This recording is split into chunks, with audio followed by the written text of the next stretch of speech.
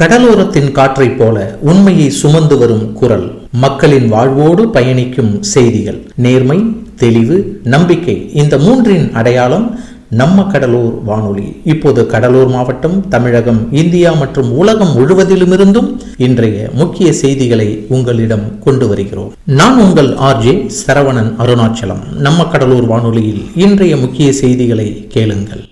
இன்றைய முக்கிய செய்திகள் வாசிப்பது சரவணன் அருணாச்சலம். தேசிய உற்பத்தி தினம் இன்று கடைபிடிக்கப்படுகிறது. தமிழக சட்டப்பேரவை தேர்தலுக்கான முன்னேற்பாடுகள் குறித்து தேர்தல் ஆணையத்தின் குழுவினர் இன்று சென்னையில் ஆலோசனை. எதிர்க்கட்சிகளின் அமளி காரணமாக மக்களவையின் நடவடிக்கைகள் பாதிப்பு.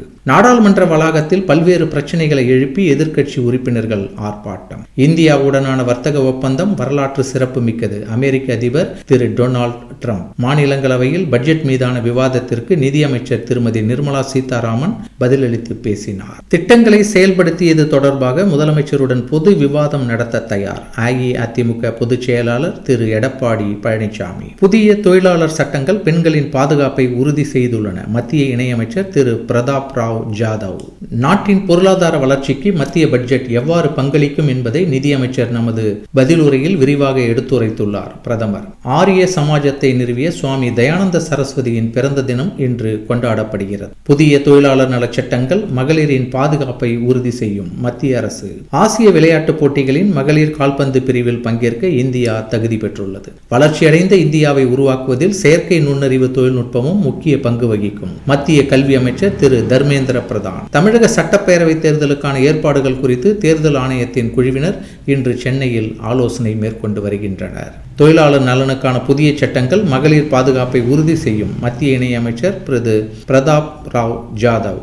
உலக பாரா பேட்மிண்டன் போட்டியில் இந்தியாவின் கிருஷ்ணா நாகர், நித்யஸ்ரீ சுமன் சிவன் இணை அரையிறுதிக்கு முன்னேறியுள்ளது. வரும் நிதியாண்டுக்கான பட்ஜெட்டில் எந்த மாநிலத்திற்கும் வரி பகிர்வு குறைக்கப்படவில்லை என்று மத்திய நிதியமைச்சர் திருமதி நிர்மலா சீதாராமன் தெரிவித்துள்ளார். நாட்டில் ரயில் வழித்தடங்கள் மின்மயமாக்கப்பட்டதன் மூலம் கடந்த 10 ஆண்டுகளில் டீசல் பயன்பாடு 62% அளவிற்கு குறைந்துள்ளதாக ரயில்வே அமைச்சர் திரு அஸ்வினி வைஷ்ணவ் தெரிவித்துள்ளார். மத்திய உள்துறை அமைச்சர் திரு அமித்ஷா நாளை திருச்சி வர உள்ளதை அடுத்து அம்மாவட்டத்தில் ட்ரோன் பறக்க தடை விதிக்கப்பட்டுள்ளது. ஆட்சியர் திரு சரவணன். திருப்பத்தூரில் 79 கோடி ரூபாய் மதிப்பீட்டில் அமையவுள்ள புறவழிச்சாலை பணிகளை தொடங்கி வைத்தார் மாநில அமைச்சர் திரு ஏவ வேலு. தமிழக சட்டப்பேரவை தேர்தலுக்கான முன்னேற்பாடுகள் குறித்து சென்னையில் ஆலோசனை. புதிய தொழிலாளர் சட்டங்கள் பெண்களின் பாதுகாப்பை உறுதி செய்துள்ளது.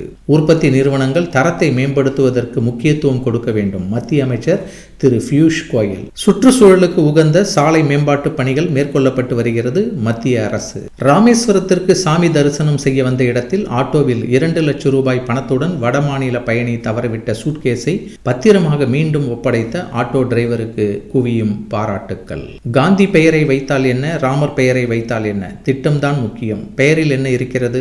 எங்களை பொறுத்தவரை 100 நாள் வேலை திட்டம். ராமன் ஆண்டால் என்ன, ராவணன் ஆண்டால் என்ன, எங்களுக்கு சோறு கிடைத்தால் போதும். விழுப்புரத்தில் அஇஅதிமுக முன்னாள் அமைச்சர் CV சண்முகம் பேச்சு. உலகம் தழுவிய தமிழ் என்பதே நம் அடையாளம். தங்கம் தென்னரசு. DGP நியமனம் உச்சநீதிமன்றம் உத்தரவு. தமிழ்நாடு சட்டம் ஒழுங்கு DGPயை தேர்வு செய்வதற்கான பெயர்களை UPSCக்கு 1 வாரத்திற்குள்ளாக பரிந்துரை செய்ய வேண்டும். தமிழ்நாடு அரசுக்கு உச்சநீதிமன்றம் உத்தரவு. T20 உலகக்கோப்பை போட்டியில் இத்தாலி அணிக்கு வரலாற்று சிறப்புமிக்க வெற்றியை பெற்றுக் கொடுத்த மொஸ்கா சகோதரர்களின் அன்பின் வெளிப்பாடு.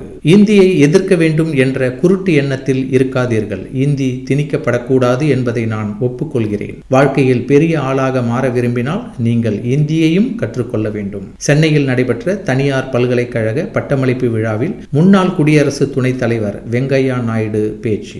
உங்கள் வழக்கை விசாரிக்க வேண்டும் என்றால் இந்தியாவுக்கு திரும்பி வாருங்கள். இந்திய அதிகாரிகளிடம் இருந்து தப்பித்து லண்டனில் தங்கியிருக்கும் அதே வேளையில் இந்திய நீதிமன்றங்களில் நிவாரணம் கோருவதை ஏற்க முடியாது. தலைமறைவு பொருளாதார குற்றவாளிகள் சட்டத்தின் கீழ் தன்னை தலைமறைவு குற்றவாளி என்று அறிவித்ததை எதிர்த்து விஜய் மல்லையா தாக்கல் செய்த மனுவை விசாரித்த மும்பை உயர்நீதிமன்றம் அவருக்கு எச்சரிக்கை அளித்தது. தென்கிழக்கு வங்கக்கடல் பகுதியில் வரும் 15ஆம் தேதி புதிய காற்றழுத்த தாழ்வு பகுதி உருவாக வாய்ப்பு. தென் தமிழக கடலோர மாவட்டங்களில் மழைக்கு வாய்ப்பு. வானிலை ஆய்வு மையம். எகிப்தின் மன்னர்களின் பள்ளத்தாக்கு வேலி ஆஃப் த கிங்ஸ் பகுதியில் அமைந்துள்ள கல்லறைகளில் தமிழ் பிராமி கல்வெட்டுகள் கண்டுபிடிப்பு. இந்தியா வரும் பிரேசில் அதிபர். அரசுமுறை பயணமாக வரும் பிப்ரவரி 18ஆம் தேதி இந்தியா வருகிறார் பிரேசில் அதிபர் லுலா டா சில்வா.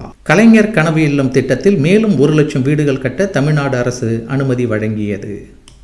பிரான்சிடமிருந்து 114 ரஃபேல் போர் விமானங்களை மத்திய அமைச்சர் ராஜ்நாத் சிங் தலைமையிலான பாதுகாப்பு கவுன்சில் வாங்க ஒப்புதல் வழங்கியுள்ளது. டெல்லியில் சவுத் பிளாக் கட்டடத்திற்கு மாற்றாக பிரதமர் அலுவலகம், அமைச்சரவை செயலகம் ஆகியவை அடங்கிய புதிய சேவா தீர்த் கட்டடம் நாளை திறப்பு. பல்வேறு துறை அமைச்சகங்களுக்கான அலுவலகங்களை உள்ளடக்கிய கர்த்தவ்ய பவன் 1 மற்றும் 2 ஆகியவற்றை நாளை திறந்து வைக்கிறார் பிரதமர் மோடி.